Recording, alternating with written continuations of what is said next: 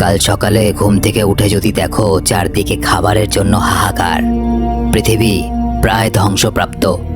একটু পর পর পৃথিবীতে ভূমিকম্প হচ্ছে, গাছপালা, পশু পাখি, মানুষ প্রায় শেষের পথে। আর সবথেকে বড় বিপদ হলো যারা বেঁচে আছে তাদের মধ্যে বেশিরভাগ মানুষ নরখাদকে পরিণত হয়েছে। মানুষের মাংস দেহ থেকে ছিঁড়ে ছিঁড়ে খায় তারা পেটের জ্বালা মেটাতে। আর এরই মধ্যে একজন পিতা তার সন্তানকে বাঁচানোর জন্য যাত্রা শুরু করে। পৃথিবীর অন্য প্রান্তে পৌঁছতে হবে তাকে।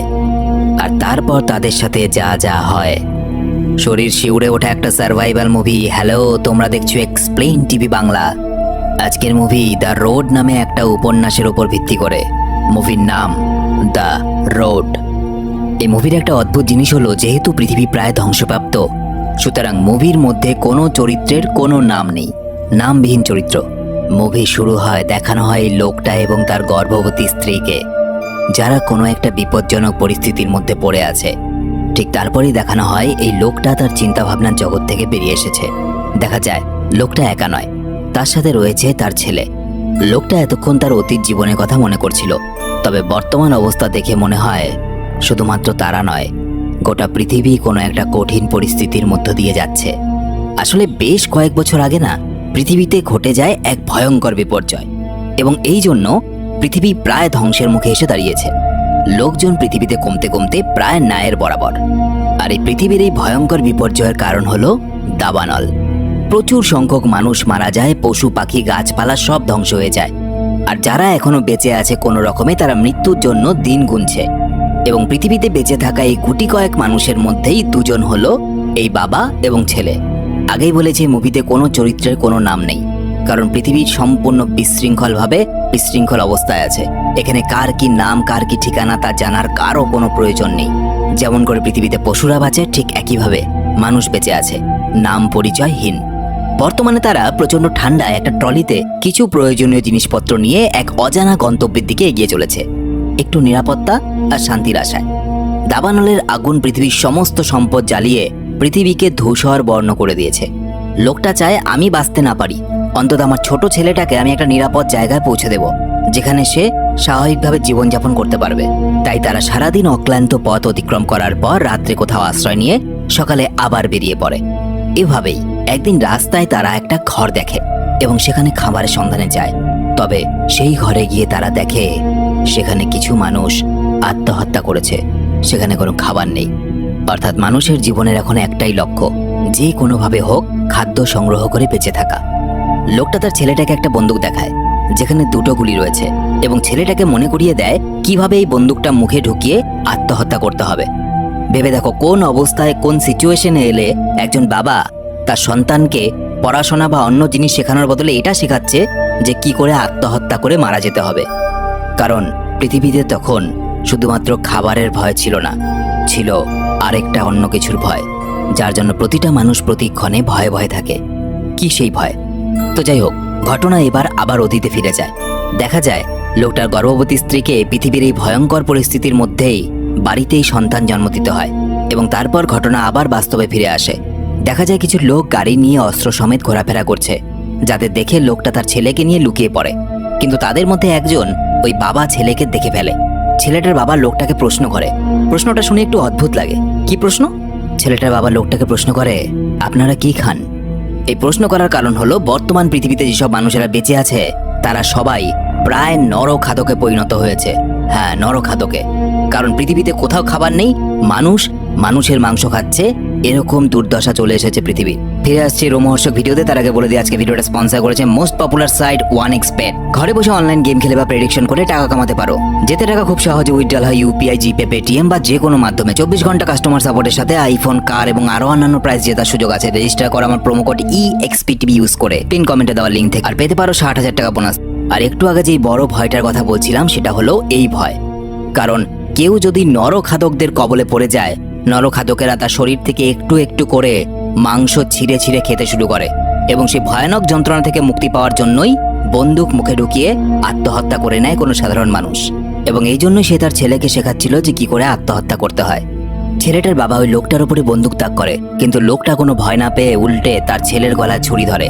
তখন নিজের ছেলেকে বাঁচানোর জন্য সে এই লোকটাকে গুলি করে এবং ছেলেকে কাঁধে তুলে পালিয়ে যায়। এবারের মতো কোনোভাবে বাঁচলেও পরিস্থিতি কিন্তু পরিষ্কার করে দেয় সামনের পথ আরো কঠিন, আরো ভয়ানক হতে চলেছে। তবে যাই হয়ে যাক না কেন, বাবা তার ছেলেকে বুঝিয়ে তার ভয় ভাঙিয়ে তারা আবার পথ চলা শুরু করে। দিন শেষ হয়ে রাত হয়। লোকটা তার ছেলেকে সেদিন বিরাট মানবতার পাঠ দেয়। লোকটা বলে, তোমার জীবনে যতই কঠিনতম পরিস্থিতি আসুক না কেন, নিজের মধ্য থেকে মনুষ্যত্বটাকে কখনো মেরে ফেলো না। লোকটা তার স্ত্রীকে প্রচন্ড ভালোবাসতো। আজকে তার স্ত্রী তার সাথে নেই, কিন্তু সে তার স্ত্রীকে ভুলতে পারেনি। তার মনে পড়ে তার স্ত্রী ভয়ঙ্কর পরিস্থিতির মধ্যে এক পর্যায়ে নিজের পরিবারের জন্য এক কাপড়ে মৃত্যুর পথে রওনা দিয়েছিল। প্রচন্ড শীত বা বাইরের ভয়ঙ্কর পরিবেশের ভয় কোনো কিছুই তাকে দুর্বল করতে পারেনি। তার স্ত্রীর এই আত্মবলিদান ছিল তাদের সন্তানকে বাঁচানোর জন্য, যেই সন্তানকে আজকে লোকটা একা বাঁচানোর চেষ্টা করে চলেছে। এবার প্রশ্ন আসে, লোকটা তার সন্তানকে নিয়ে কোথায় যাচ্ছে? লোকটা তার স্ত্রীর কথা রাখতে তার সন্তানকে নিয়ে পৃথিবীর দক্ষিণ দিকে যাচ্ছে, কারণ তারা শুনেছে সেখানে নাকি একটা সুস্থ জনবসতি আছে, যেখানে মানুষ এখনো মনুষ্যত্ব হারায়নি, সেখানে নরখাদকদের ছায়া পড়েনি।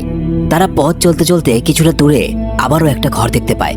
সেটাকে দেখে বাইরে থেকে মোটেও বিধ্বস্ত বলে মনে হয় না, তবে বাড়িতে কেউ নেই দেখে লোকটা তার ছেলেকে নিয়ে ভেতরে প্রবেশ করে। এরপর সেই বাড়ির রান্নাঘরে তারা একটা গুপ্ত দরজা দেখতে পায়, আর বাইরে থেকে একটা অস্ত্র নিয়ে এসে সেই দরজাটা ভাঙে। অস্ত্র নিতে গিয়ে লোকটির ছেলে সেখানে একটা বিশাল বড় কড়াই, একটা উনান আর একটা আংটা দেখতে পায়। তো যাই হোক, এরপর তারা দরজা খুলে বেসমেন্টে প্রবেশ করে যা দেখে তাতে তারা অবাক হয়ে যায়, কারণ সেখানে অনেক মানুষকে বন্দি করে রাখা হয়েছে এবং তারা এখন বর্তমানে যে বাড়িটার মধ্যে আছে সেই বাড়িটা নরখাদক মানুষদের বাড়ি। এই বন্দি মানুষগুলো হলো তাদের খাবার, যা তারা বেসমেন্টে মজুত করে রেখেছে। এমন সময় ওই মানুষগুলোর মধ্যেই একজন হঠাৎ তাদের ওপর ঝাঁপিয়ে পড়ে। লোকটা কোনো রকমে তার ছেলেকে নিয়ে সেখান থেকে উপরে উঠে আসে, আর তখনই ছেলেটা দেখে ওই বাড়িতে যেই লোকগুলো থাকে সেই লোকেরা তখন সেখানে ফিরে আসছে। তাই লোকটা দ্রুত তার ছেলেকে নিয়ে অন্য একটা ঘরে লুকিয়ে পড়ে এবং বিপদ বুঝে তার ছেলেকে আবারও মনে করিয়ে দেয়, দেওয়ালে পিঠ ঠেকে গেলে বন্দুকটা মুখে নিয়ে আত্মহত্যা করতে হবে। লোকটা এবার প্রায় নিশ্চিত হয়ে গেছিল যে এবার হয়তো তাদের মরার পালা, কিন্তু এমন সময় বেসমেন্টের ভেতরে থাকা লোকগুলো বেসমেন্টের দরজা ধাক্কাতে থাকলে লোকটা সুযোগ বুঝে তার ছেলেকে নিয়ে একটা জানলা খুলে সেখান থেকে পালায়। সারা রাত লুকিয়ে থাকার পর সকালবেলা তারা বেরিয়ে দেখে সেখানে চারদিকে কিছু ধ্বংসপ্রাপ্ত বাড়ি আর গাড়ি, কোনো কিছু নিজের সুস্থ অবস্থানে নেই। এরপর ওখানেই তারা একটা বাড়িতে প্রবেশ করে। সেই বাড়িটা ছিল আসলেই লোকটার নিজের বাড়ি। কিছুক্ষণ সেখানে থাকার পর তার ছেলে সেখানে অন্য একটা বাচ্চা ছেলেকে দেখতে পায় এবং সে জেদ ধরে সেই ছেলেটাকে সে খুঁজতে যাবে। কিন্তু আসল ব্যাপার হলো তার ছেলে যেই বাচ্চাটাকে দেখতে পাচ্ছিল সেটা বাস্তবে কোনো অস্তিত্ব ছিল না। তার ছেলে কল্পনার জগতে হারিয়ে যাচ্ছিল বা হ্যালুসিনেট করছিল। লোকটা তার ছেলেকে অনেক করে বোঝায় যে তুমি যে বাচ্চা ছেলেটাকে দেখছো সেটা শুধুমাত্র তোমার মনের কল্পনা। তার আবার যাত্রা করে এবং দীর্ঘ পথ অতিক্রম করতে করতে লোকটা ধীরে ধীরে তার জীবন শক্তি হারাচ্ছে। প্রতিনিয়ত তার ছেলেকে বাঁচানোর লড়াইতে একটু একটু করে সে নিজে শেষ হয়ে যাচ্ছে, কিন্তু তার মনের শক্তির কাছে শরীরের দুর্বলতা কিছুই নয়। তারা চলতে চলতে একটা নির্জন বাড়িতে পৌঁছায়, কিন্তু সেই বাড়িটাতে কিছুই ছিল না। তারা যখন বেরিয়ে যাচ্ছিল হঠাৎ করে তারা মাটিতে একটা গুপ্ত জায়গা খুঁজে পায়, আর সেই জায়গার ভেতরে প্রবেশ করতেই তারা দেখে সেখানে অফুরন্ত খাবারের সন্ধান। হয়তো কেউ এই খাবারগুলোকে মজুত করে রেখেছে এই গুপ্ত দরজার আড়ালে। বাবা ও ছেলে প্রায় অনেক দিন পর শান্তি মতো নিজেদের ক্ষুধা নিবারণ করে এবং এরপর নিশ্চিন্তে ছেলেকে ঘুম পাড়িয়ে দেয়। সেদিন সারা রাত সে নিজের স্ত্রীর সঙ্গে কাটানো জীবনের সুন্দর মুহূর্তগুলোর কথা চিন্তা করছিল। বাবা ছেলে এই জায়গাটার মধ্যে কিছুদিন থাকে, কিন্তু তারপর হঠাৎই লোকটা সেখানে কারো একটা আশার আভাস পায় আর বুঝতে পারে এই জায়গাটা তার জন্য নিরাপদ নেই। তাই যতটুকু খাবার পারা যায় নিজেদের সঙ্গে নিয়ে তারা আবার বেরিয়ে পড়ে। পথে বেরিয়ে এবার তারা দেখতে পায় এক বৃদ্ধ লোকের। এই বৃদ্ধটাও তাদের মতোই সর্বহারা প্রতীক। বৃদ্ধ মানুষটা প্রথমেই লোকটাকে দেখে ছিনতাইকারী ভেবে আত্মসমর্পণ করে, কারণ তখন পৃথিবীর যে অবস্থা, কিছু মানুষ নরখাদক হয়ে গেছে, কিছু মানুষ খাবার যে কোনোভাবেই হোক ছিনতাই করে নিজেদের প্রাণ বাঁচাতো, কিন্তু এই লোকটা তো কোনো ছিনতাইকারী নয়। তো যাই হোক, লোকটা নিজের ছেলের কথায় এই বৃদ্ধ লোকটাকে কিছু খাবার দিয়ে সাহায্য করে এবং তারপর তারা একসাথে পথ চলতে শুরু করে। এরপর রাতে তারা একই জায়গায় থাকে। তবে পরের দিন সকালবেলা বৃদ্ধটা নিজের মতো করে নিজের আলাদা গন্তব্যে রওনা হয়, কারণ এমন ভয়ানক পরিস্থিতিতে বেশি সময় কাউকে নিজের সঙ্গে রাখা বা বিশ্বাস করা নিরাপদ নয়। তাই লোকটা চায়নি তার ছেলের কোনো রকম কোনো বিপদ হোক এই বৃদ্ধ লোকটার জন্য। তারা আবারও নিজেদের লক্ষ্যের দিকে রওনা হতে শুরু করে। এখনো তাদের গন্তব্যে পৌঁছতে 100 মাইল পথ বাকি আছে। তারা বর্তমানে যেখানে রয়েছে সেখানে ভয়ঙ্কর শীত, চারপাশে বরফ জমে রয়েছে, সাথে আশেপাশের পরিবেশটা খুব একটা বেশি সুবিধার বলে মনে হচ্ছে না লোকটার, কারণ ওখানে এক জায়গায় মানুষের মাথার খুলি লাঠিতে ঝুলিয়ে রাখা হয়েছে, আর তার সাথেই বরফে ঢাকা মাটির ওপর কাঁচা রক্ত পড়ে আছে। ঠিক এই সময় কিছু হিংস্র মানুষকে দৌড়ে তাদের দিকে আসতে দেখা যায়। অর্থাৎ লোকটার আশঙ্কা একদম ঠিক, এখানে নরখাদকেরা রয়েছে। তাদের দেখা মাত্রই লোকটা তার ছেলেকে নিয়ে পালানো শুরু করে, আর এর মধ্যে শুরু হয় প্রবল ভূমিকম্প। ভূমিকম্পের কারণে তাদের সামনে এক এক করে প্রাণহীন গাছগুলো ভেঙে পড়তে থাকে। লোকটা নিজেদের বাঁচানোর জন্য পড়ে থাকা গাছের ফাঁকে ঢুকে প্রাণ রক্ষা করে। এরপর লোকটা তার ছেলেকে নিয়ে আবারও একটা পরিত্যক্ত জায়গায় রাতটুকু আশ্রয় নেয়। সময় যত যাচ্ছিল লোকটা কিন্তু আরও দুর্বল হয়ে পড়ছিল, তবে তা সত্ত্বেও সে যাত্রা থামায় না।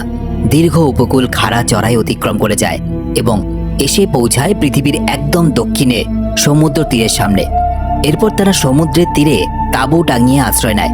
এদিকে রাতের বেলা সেখানে ভয়ঙ্কর বৃষ্টি শুরু হয়। ছেলেটার জ্বর চলে আসে। রাত পেরিয়ে সকালে লোকটা সমুদ্রের তীরে একটা অর্ধেক ডুবে থাকা জাহাজ দেখে। ছেলের হাতে বন্দুক ধরিয়ে একাই সে এগিয়ে যায়, আর এই সুযোগে একটা লোক এসে তাদের সবকিছু লুটপাট করে নিয়ে চলে যায়। বাচ্চা ছেলেটা অসুস্থ অবস্থায় ঘুমিয়ে থাকার কারণে কিছুই টের পায় না।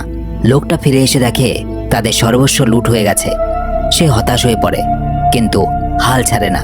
ছেলেকে কাঁধে তুলে খালি পায়ে কোনো রকমে দৌড়তে দৌড়তে সেই চোরটা অবধি পৌঁছে যায়। এরপর লোকটাই চোরের সামনে বন্দুক ধরলে সে ভয়ে আত্মসমর্পণ করে। লোকটা ওই চোরের কাছ থেকে নিজের সমস্ত জিনিস ফেরত নিয়ে নেয়। ভাগ্যের এমন পরিহাস, কেউ চুরিও করছে তাও পেটের খিদের দায়ে। চোরটা সবকিছু হারিয়ে একেবারে নগ্ন হয়ে প্রচণ্ড শীতে এবং খিদে লোকটার কাছে সাহায্য প্রার্থনা করে। আমাকে কিছু খেতে দিন, নয়তো আমি বাঁচব না। আমি চোর নই, অবস্থার বশবর্তী হয়ে আমি এসব করছি। লোকটার এরকম করুণ অবস্থা দেখে বাচ্চা ছেলেটা তার বাবার সাথে তর্ক করা শুরু করে, যাতে তার বাবা ওই মানুষটাকে সাহায্য করে। এবং এই জন্য অনেকটা দূরে চলে আসার পরও সে নিজের ছেলের জেদের কাছে হার মেনে লোকটা আবারও সেখানে ফিরে যায় যেখানে চোরটা দাঁড়িয়েছিল। কিন্তু ফিরে এসে চোরটার আর দেখা পায় না। ওখানে কিছু শীতের পোশাক আর খাবার রেখে চলে যায়। এরপর সমুদ্রের তীরে ফেরার সময় হঠাৎই লোকটার গায়ে কেউ দূর থেকে তীর মারে। লোকটা বাধ্য হয়ে তার বন্দুকের শেষ গুলিটা ওই লোকটার উদ্দেশ্যে চালায় এবং আহত অবস্থায় কোনো রকমে তাদের ঘরে প্রবেশ করে দেখে গুলির আঘাতে লোকটা মারা গেছে এবং তার স্ত্রী সেখানে বসে কাঁদছে। লোকটা সেখান থেকে সমুদ্রের তীরে ফিরে আসে এবং নিজের ব্যান্ডেজ করে। মাটিতে একসময় লুটিয়ে পড়ে সে। ছেলেকে বলে, আমি আর পথ চলতে পারছি না। কোনো রকমে একটা রাত কাটলে পরদিন সকালবেলায় সে তার ছেলেকে বোঝাতে শুরু করে, আমার দ্বারা আর পথ চলা সম্ভব না, এই বাকি রাস্তাটুকু তোমাকে একাই চলতে হবে। আমাকে ক্ষমা করো, বাবা হিসাবে যতটুকু করার ততটুকু তোমার জন্য করতে পারলাম না। ছেলেটা অসহায়ের মতো কান্নাকাটি করতে শুরু করে, কিন্তু তার বাবার কাছে কোনো উপায় নেই। ছেলেটা সেদিনের মতো তার বাবাকে জড়িয়ে ধরে শুয়ে থাকে। কিন্তু রাত কাটার পর পরদিন সকালে দেখা যায় লোকটা নিজের শেষ নিঃশ্বাস ত্যাগ করেছে। কিন্তু অবুঝ ছোট্ট বাচ্চা ছেলেটা বুঝতে পারে না তার এখন কি করার। সে তার বাবাকে বাঁচাতে পারেনি, আর একা একা তার গন্তব্যের দিকে মানে দক্ষিণের দিকে যাওয়ার তার সাহস নেই। বাবার প্রতি মায়াও কাটিয়ে উঠতে পারছে না। যত্ন সহকারে সে বাবার মৃতদেহটাকে ওখানেই দেখভাল করে তার সাথেই দিনরাত থাকে। কিন্তু একদিন সে হঠাৎ একটা অচেনা লোককে তার দিকে আসতে দেখে ভয়ে লোকটার সামনে বন্দুক তাক করে। অচেনা লোকটার দিকে বন্দুক তাক করলেও ছেলেটা কিন্তু ভীষণ ভয় পেয়ে যায়। লোকটা তাকে জিজ্ঞেস করে, তোমার বাবা কি মারা গেছেন? কি হয়েছিল? এবং সাথে এও বলে, চিন্তা করো না, আমি একজন ভালো মানুষ, তুমি আমার সাথে যেতে পারো। ছেলেটা অনেক সাহস করে লোকটাকে প্রশ্ন করে, আপনার সাথে কি কোনো বাচ্চা আছে? বেশ কিছুক্ষণ কথা বলার পর ছেলেটা যখন লোকটাকে ভরসাযোগ্য বলে মনে হয়, তখন সে তার বাবাকে শেষ বিদায় জানিয়ে লোকটার সাথে যেতে রাজি হয়। এরপরে লোকটা তার পরিবারকেও ওই ছেলেটার সামনে নিয়ে আসে। দেখা যায় লোকটার সাথে একজন মহিলা, দুটো বাচ্চা এবং একটা কুকুর ছিল। লোকটা বলে, আমরাও দক্ষিণের দিকে যাচ্ছি, তুমিও আমাদের সাথে থাকবে। লোকটা এবং তার পরিবারের কথাবার্তা ভালো মনে হলেও তাদের চাহনিগুলো কেমন যেন একটু অদ্ভুত লাগছিল। তারা কি সত্যিই ভালো মানুষ, নাকি ভালো মানুষের বেশধারী হিংস্র নরখাদক, যারা কিনা এই বাচ্চাটাকে খাবার হিসাবে তুলে নিয়ে এসেছে? তোমাদের কি মনে হয় কমেন্টে অবশ্যই লিখে জানাবে। আর এই মুভিটা এখানেই শেষ হয়ে যায়। তো ভিডিওটা ভালো লেগে থাকলে শুধুমাত্র একটা লাইক করে বন্ধুদেরকে শেয়ার করে দিও। আর তোমরা আমার সাথে সরাসরি কথা বলতে পারো ফেসবুক, ইনস্টাগ্রামে, লিংক ভিডিওর নিচে ডেসক্রিপশনে দেওয়া আছে। আর তোমার যদি পছন্দের কোনো মুভি থেকে থাকে সেটা আমাকে তোমরা ফেসবুকে জানাতে পারো। দেখা হচ্ছে পরের ভিডিওতে, সবাই খুব ভালো থেকো।